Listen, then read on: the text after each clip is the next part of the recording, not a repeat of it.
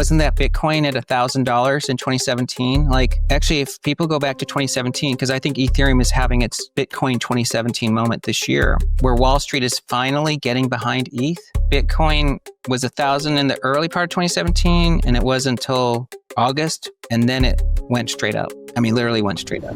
The Michael Saylor of ETH, Mr. Tom Lee, is saying that Ethereum could go straight up until the end of the year. But even more importantly, it has just broken 4,100 for the first time since 2021. Trump just signed an executive order to allow cryptocurrencies in 401k retirement plans. The SEC has made a full pivot into on-chain markets. AOL has discontinued its famous dial-up internet service after 34 years in operation, and EllioTrades might just be a mid-curver. All of this and more in the next exciting episode of How the F Did I End Up Gambling My Life Away in Cryptocurrency? That's right, obliterate that like button because it's alt season, baby. And it's time for us to do that thing we've been trying to do for the last 4 years, which is get hilariously rich from crypto coins. Now, of course, if you're a regular around here, you've probably been here for many years. If you're new around here, it's important that you understand that cryptocurrency is extremely risky, that we try our best to play the system, but there is always risk that any and all coins in crypto can and will eventually go down 80, 90, and some coins 100%. So you have to understand the coins you're investing into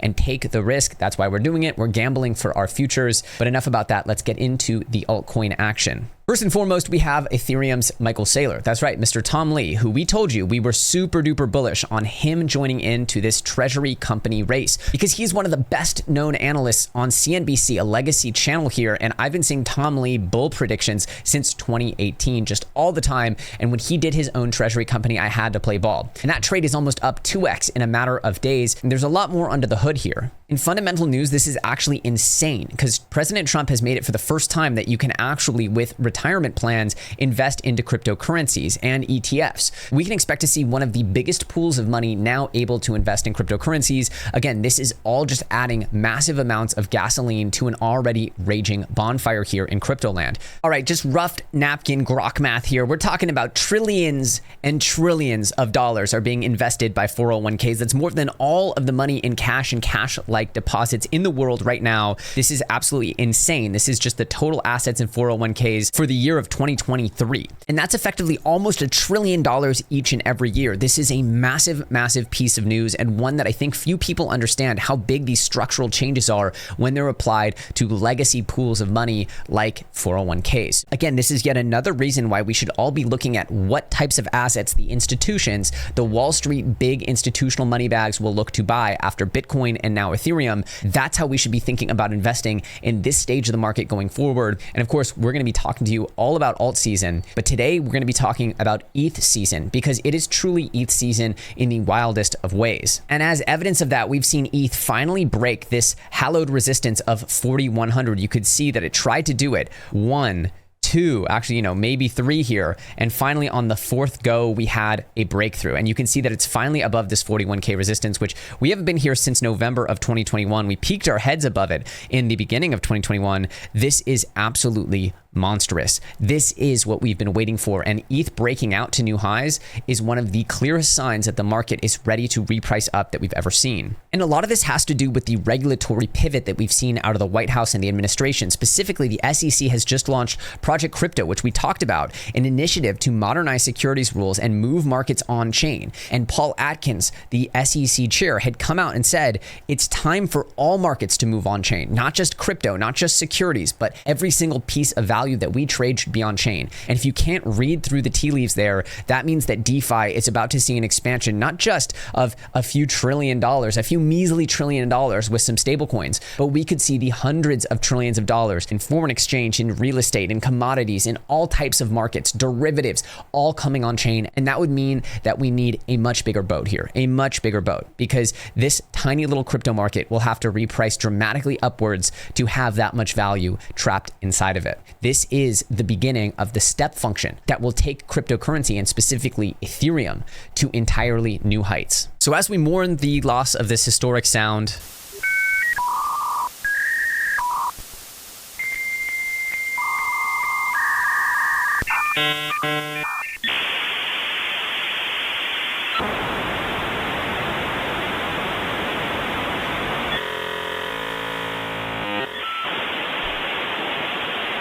Man, that's a banger. Gets me every time. But as we mourn the loss of this historic sound with the actual discontinuation of dial-up internet from AOL, what we know for sure is that I'm actually a 123 IQ, according to some IQ checker based on my tweets. I wonder if calling myself a retard makes me seem smarter or less smart, according to this. I'm wondering if it moves you up or down the IQ bell curve. Anyway, I really wanted to dig into some of the things that Tom Lee is saying here. And I'm not going to play this whole interview. I encourage you to check out this interview here on Bankless. He did about an hour and 3 minutes here on Bankless, where he talked about his Ethereum base case and bull case, really, where he talks about how essentially Wall Street has no idea how to actually price Ethereum and that they need to factor in so many different elements. I don't want to play this whole interview. It's worth checking out. But essentially his case is that when you try to spreadsheet analyze Ethereum, you fail to capture the value and the actual velocity of the growth of the network. But his case is that Ethereum is taking a very different approach to financializing the legacy markets that Bitcoin is. So you have Bitcoin as essentially digital gold, and you have Ethereum, and you can think of this more like digital oil or the backbone of the new digital economy. And this is where he believes that Ethereum has a chance to actually flip Bitcoin in market or network value, aka the flippening of seeing Ethereum become the number one asset in crypto. Now, of course, the flippening is something we've seen discussed ad nauseum since Ethereum was born. It has certainly not happened, but is it possible that this could happen? And what would that mean for ETH if that did happen? Does Wall Street understand that like Ethereum is the backbone for a lot of the movements that are happening? And is that why you think there's just incredible tailwinds behind these ETH treasury companies? Or is that like a narrative that I'm spinning up in my head? So before he gets into this is a great question. He's saying, does Wall Street actually get that all of these regulatory changes, that all of these motions are essentially Ethereum coded, as we've been talking about? As I've been screaming for the last 2 months, it's time to get into Ethereum. It's time to get into DeFi. And as a proof here, remember last episode, we actually showed that BMNR was the leading treasury company, actually led by this guy, Tom Lee, right down here in the bottom of the frame. And because I know Tom Lee and I know how much he shills like for cryptocurrency and how well respected he is, I said, look, I'm going to take a position here. The prices were dragging along this sort of $40 range when I first started my position. So I have one buy, a pretty significant buy here at about $40. And then I felt like it might break through because the market was feeling weak. So I set a bid right here at what was about $34. And so that got filled down here. So I have 2 entries into this asset. And now the thing has finally repriced up out of the dip here. And you can see that it's sitting here over $50. This hasn't updated based on ETH breaking new all-time highs again this cycle. So I think that this should pop back up maybe up here once the market opens, maybe $60. I really don't know. But as you can see, this thing has almost doubled in the time that ETH has gone up about 30% or so. So it's important to realize that this asset is way more reflexive and has way more lindiness as far as an ETH beta than anything we've seen. And Bitmine BMNR is one of my main plays to truly cash in off of this ETH craze. But back to the interview for a sec. David, everything you've described 100% logic fits, but Wall Street doesn't connect until they can start making money. I'll give you an example. Many of these listeners owned Apple for years, or Amazon for years, or Nvidia for years. Nvidia is a good example. That is an exponential growth stock. But as you know, there have been times when Nvidia has done nothing for a year, like literally dead money. Or Palantir, dead money for years. And then suddenly has a step function where the market's like, oh, wait, not only do I get it, we have to reprice it. That's what's happening to Ethereum now, because we know on-chain activity has surged to all-time highs. The community has been regalvanized because the price, of course, has recovered, but also more people are using Ethereum. And then it's very obvious that the Genius Act really benefits a smart contract blockchain as much as it benefits Bitcoin, but Bitcoin won't host a stable coin. So do I think that the fact that Ethereum is not at 15,000 today is a bad sign? I've seen this before. I mean, we've recommended Tesla and we've recommended NVIDIA, and it's a granny shot since 2019 in Fundstrat Capital's ETF, and it's been part of the research portfolio for a long time. It has not tracked revenues. It has moved in step functions. Look, I'd love to see it stay here for 5 years, because that means we can acquire it at a much more attractive price. I mean, if it is at 17,000, that's much more expensive for the Ethereum treasuries to acquire Ethereum. Of course, their stock prices will benefit, but to me, it's actually great that it's actually here. All right, what you heard there was a lot of different pieces of information, but the core takeaways are that Tom Lee believes Ethereum is going at least to 15,000 here this cycle, and that the reason why Wall Street hasn't understood it is because it just hasn't been performing. And he believes that Ethereum will reprice in step functions, like big moves up. And then all of a sudden people will pay attention. Ain't that the truth? That's just how things go here in crypto and beyond. But he also points out the fact that essentially everything happening right now favors Ethereum, and that the regulatory green light being given to all of these pieces of Ethereum smart contract infrastructure is something that has not been priced in, pure and simple. But as we can see, the growth of BMNR and the growth of Ethereum itself is being priced in as we speak with explosive price action. And now people are starting to really wake up to the fact that it's not just Bitcoin, that there are other things in this market that will hold value. And that's where I think this radical repricing will happen. And it won't just happen over days, it'll happen over months and years,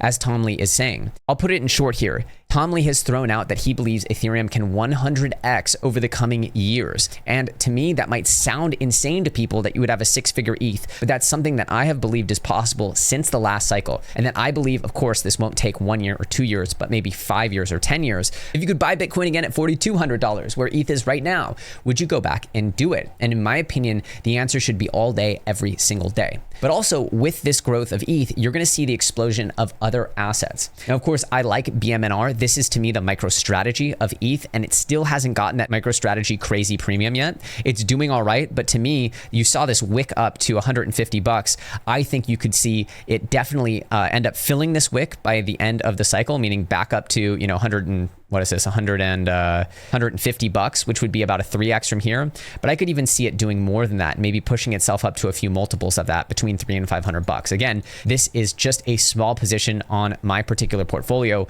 one that has gotten a lot bigger, of course, and almost doubled. But the reality is that we are still very early in ETH being truly taken serious as an institutional asset, being repriced and being treated as the backbone of all future markets, which you need to understand might be worth a whole hell of a lot more than you're giving it credit for right now. So let's check in on the most important chart in crypto, which is, of course, Bitcoin dominance. Now, Bitcoin dominance, as you saw, we drew this line a few weeks ago where we said, okay, maybe it's just going to break up back here and retest and then come down. But of course, this could be another fake out like we had back in December of 2024, November of 2024. In fact, this is looking like it's more significant with it breaking up. And then as you can see, this yellow line I drew very sloppily a few weeks ago has kind of played out. I'll get rid of it now. And you can see that it's gone up and it's retested this breakout sort of channel that it's in, and now it's below this 50-week moving average, which of course was the governor of the bottom of Bitcoin dominance before. So if we can see it continue downwards here and continue to make new lower lows, that would be extremely bullish for altcoins, as we'd have,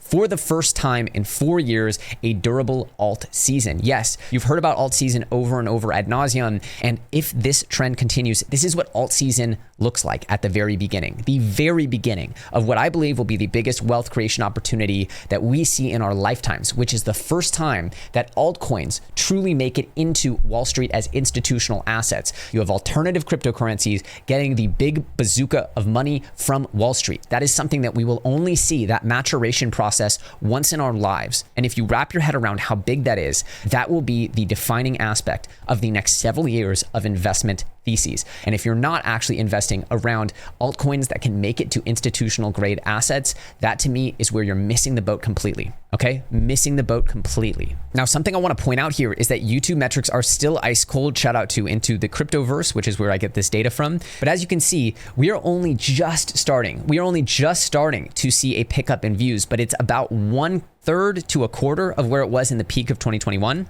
And we can see that the actual new subscribers are at almost 2019 levels, some of the worst we've ever seen. This is another, 10x or so to go, another 10x growth in new subs just to reach the last cycle. And I'm of the belief that these metrics will reach new highs, aka above 60K in new YouTube subscribers per day, aka above 4 million views in new YouTube views on YouTube each and every day. That to me is when you see a true retail appetite for crypto, which we haven't seen. And we know for a fact that YouTube long form video is the way that most people will come to learn and understand about crypto on a deep level, because Twitter is just too confusing, and one TikTok video simply doesn't give you enough information. It will be YouTube that shows you when people are truly back in force for a retail-powered alt season. And that's when you might get some very kooky, explosive, parabolic price action like we've seen in yesteryear, where you see 100x, 1000x over the course of a couple of months. That is what we'll see once retail come and they're just FOMO buying. But until then,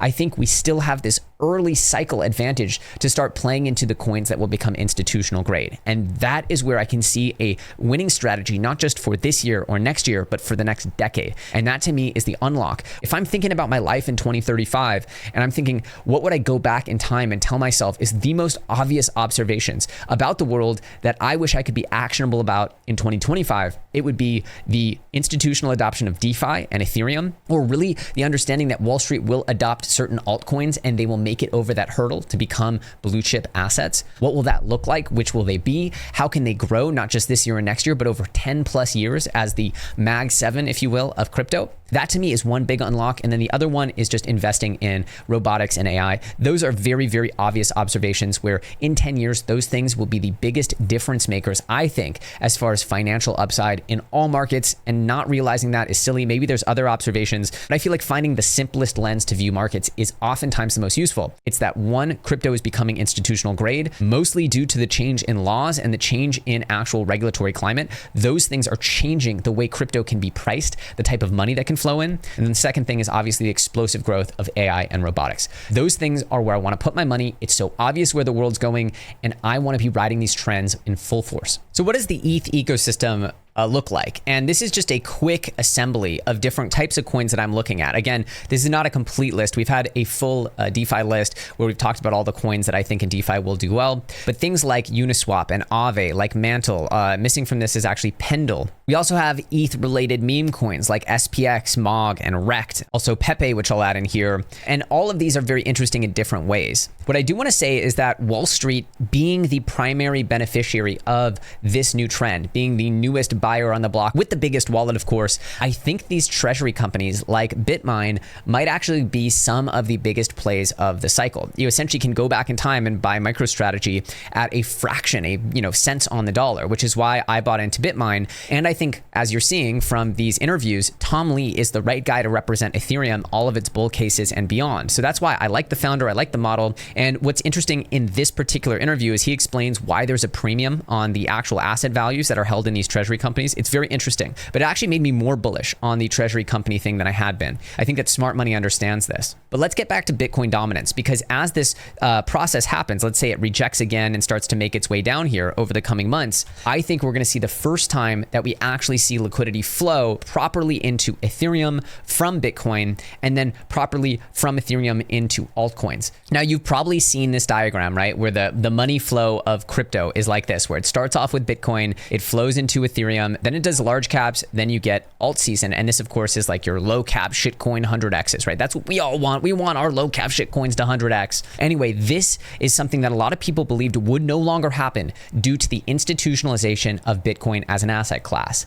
Well, I got news for you, Jack. You were dead wrong. And that's because Bitcoin is not the only asset that will appeal to Wall Street. No, in fact, Wall Street are degenerate fucks like the rest of us. And they also want degenerate upside on their crypto assets. And once they see ETH giving the same amount of gains in a few months that Bitcoin has given them in the last few years, they will flip into ETH and altcoin gigabulls, and the optimism will flood through the space, and we will see this flow of money once again down to Ethereum, then into other assets, large caps. We're talking about Solana, we're talking about XRP, we're talking about Cardano, yes, even Cardano, and we're also talking about things like Avalanche and beyond. This is the large cap sector, and then we get alt season, right? The kind of fun stuff, gaming, AI altcoins, all these things will reprice from the tens of millions to the hundreds or maybe even the billions. This is this type of storybook alt season that I think will happen only once in our lifetimes to this degree. What I believe is that some of these assets will in fact make it over the hurdle and become institutional darlings.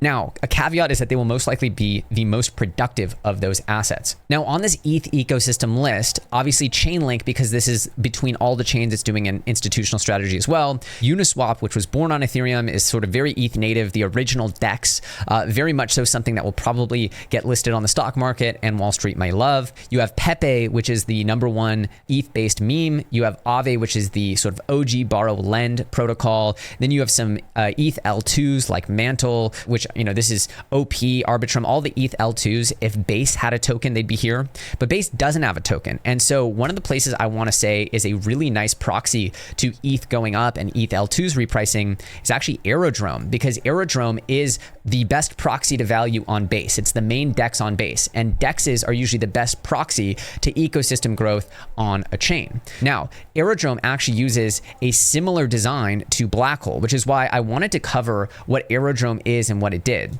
Now, at the beginning of Aerodrome, you can see it, dumped heavily from 40 cents all the way down to essentially 2 cents. And then in early 2024, it went from 2 cents all the way up to over $2, a 100x. And of course, during this time, when it was over here at about $2, you can see in middle of 2024, it was doing between 1 and 300K of revenue each day. Sometimes in the low 100s, sometimes in the mid 200s. You can see it was right about there. And at the beginning, there were days where it was actually doing zero revenue. Now, the reason why I bring this up is because the output of a product like Aerodrome, the output of and by the way, sorry, this was a bad view. As you can see at the beginning or throughout 2024, Aerodrome was oscillating here between sort of 100 and 300K in daily revenue, oftentimes sort of oscillating right around that 200K mark. Now, the reason why this is interesting, and by the way, its token price during this time went as high as, about $2, as low as about 50 cents here, and then kind of has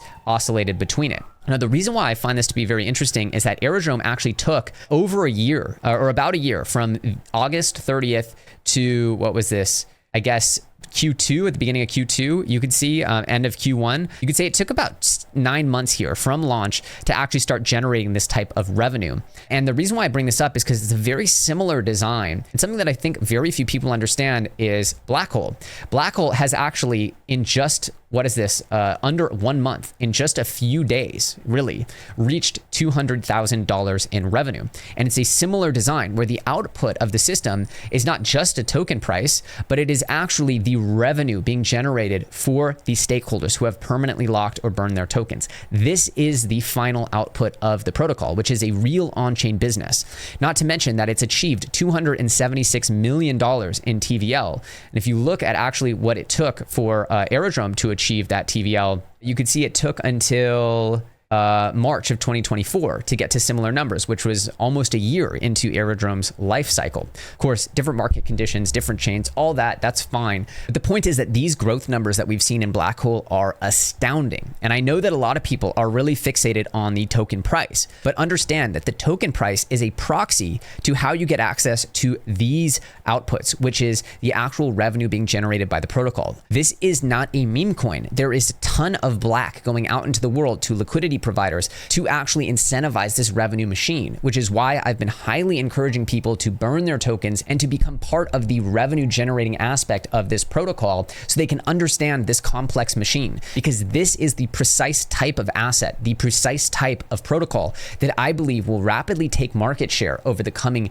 days, months, and years, and also what will become literal institutional grade catnip. That's what I believe. I think Aerodrome is leading the way, and I believe Blackhole will be a contender to take significant levels of DEX market share. So yes, the price of the Black token has come down significantly, but in the meantime, the increase in protocol revenue over the last 20 days or so, it's gone from $2,000 in revenue to $200,000 in revenue daily. That is a 100x from the launch day of the protocol. And that means that the actual repayment time for people who burn their tokens has gone up exponentially, meaning they're getting repaid on their burnt tokens faster. And at a certain point, this token price with the revenue increases will reach an equilibrium where smart money will step in size and start burning tokens to get access to that revenue. That's just how the system is designed. And during this initial volatility, volatility, it's important that you realize all of these systems are spinning up and actually accelerating. So right now, I believe the black hole is the fastest growing DEX by market share in history, and specifically in revenue in history. And you can see this if you go to just all DeFi Llama, just click on DeFi Llama, start fresh, go to overview of DeFi, and then go to revenue 24 hours, and you can sort by what are the highest revenue generating protocols in the last 24 hours. And you can see black hole is right here at number 20. It was actually at 19 earlier today. And you know, it changes around every minute. You can see that it updates its stats, but you can see that it's right in league with things like Photon, Uniswap, Athena, Radium, Coinbase Wallet. These are the biggest titans of the industry. And you can see that in revenue of 24 hours, black hole is up there with the best of the best. This to me is the story behind black hole that you're not given if you're just looking at the price of the token, which of course in the beginning of any token project lifecycle will be extremely volatile to the upside and to the downside. And it's important to also realize that this doesn't factor in any potential growth of the ecosystem. And given that essentially black hole has completely chewed up the entirety of AVAX DeFi, when you look at Avalanche and you look at the actual whole DeFi sector on Avalanche, what you'll see is that black hole is doing more revenue in 24 hours than the entire rest of the chain combined, right? This is the next biggest revenue generator, has $19,000 per day. Black hole is almost 10x that, and then it starts to drop off significantly. And all these combined are not as much as black holes. This is insane levels of cook, right? Insane levels of success. If AVAX is able to actually make it up over this $27 price level and start growing, I believe that volumes and revenues on black hole will grow proportionally, if not geometrically, meaning for every time that AVAX goes up 2x, the actual revenues and volumes on black hole might go up more than 2x, might go up 4x, right? So that's what changes these dynamics right here, so that these numbers could jump up drastically given the dominance of black hole in the market. And in order to get access to this, that's why you burn your tokens, because then you get paid back on the revenues. And if you optimize your voting, you can actually even do better than other participants. Now we're getting into more advanced baseball, but the point is you can actually do better than your proportional share of the votes if you vote very strategically. We'll have another video on that soon. But anyway, all that is to say that I think EllioTrades is actually one of the most institutional grade assets, and it's a way to bet on ETH L2s and Base Network. And it's also a way to get access to VE33 DEX revenue, similar to what black hole offers. I also believe that things like EllioTrades will make their way to institutional grade assets, and I believe that DeFi in general is setting up for that. Another asset that I think people should be paying attention to here is CryptoPunks, okay? CryptoPunks is effectively the Bitcoin of NFTs, and these have actually gone through, let me see if I can find an analytics page. Does it have the analytics here? They just changed around the way that OpenSea actually works. Insights maybe. Yes, you can see that the actual floor price here has gone from, you know, maybe a 22 ETH floor all the way up to now they're at 55 ETH. So as ETH has gone up in value, so too have NFTs in relation to ETH. So you've seen a doubling of the ETH floor price on CryptoPunks, along with ETH actually going up about 3x since this point, right? And so this is the story, is that once you see ETH explode, you'll see ETH related ecosystem stuff explode as well. And in this case, CryptoPunks are a very good indication of the risk appetite on ETH, as NFTs are one of the, I think, native innovations to ETH that it will continue to own into the future. So CryptoPunks to me signal that NFTs are not dead, that they are warming back up. And this reminds me so much of the end of 2020 when CryptoPunks went bananas right before everything just really took off and people didn't know what to make of CryptoPunk sales at that time. So here's what I think the timelines are going to be. I think we're going to be in ETH season pretty much through the end of the year, and that ETH is going to reprice dramatically upwards, and that we will start to see, as ETH settles, the movement of liquidity into altcoins, NFTs, and eventually then gaming. I think gaming will happen after NFTs get a nice uptick,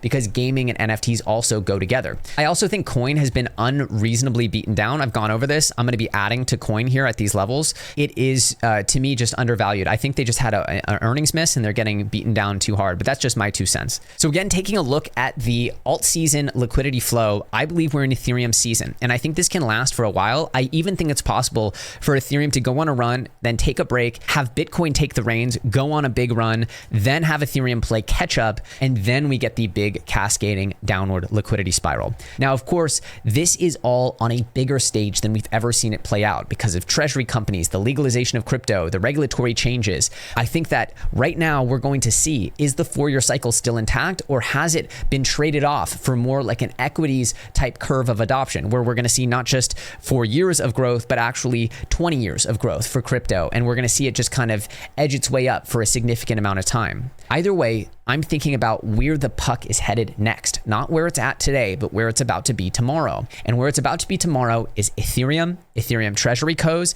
ETH-based DeFi, even some NFTs, and everything that will follow under that on other chains, competing L1s, but those will come after ETH gets its time in the light. So to me, what we're seeing is nothing short of historic for Ethereum. And with the rebirth of Ethereum season, we will see a rebirth of the optimism and the hope and the excitement that altcoins are truly long-term value stores, that they are truly long-term assets to hold, and that they are actually the path to generational wealth, as we've been discussing and preaching here on this channel for so many years. Now, of course, I want to be clear, there's always risk in all of these coins. The game is harder than it's ever been, and it's important that you consistently adapt your strategies. And so please only use this video as a starting point. I'm going to give you my best strategies at any one moment, but it's important that you continue to do your own research, especially if you're new to crypto, and understand that there is always risk here. Without the risk, you wouldn't have the reward. So nothing is a set it and forget it. You're taking on extreme risk, and you're going to get that extreme payout if it works out. Now, if you like this video, make sure to click on this one popping up right now, as I'm sure you'll absolutely love it. And I'll see you very soon on the next episode.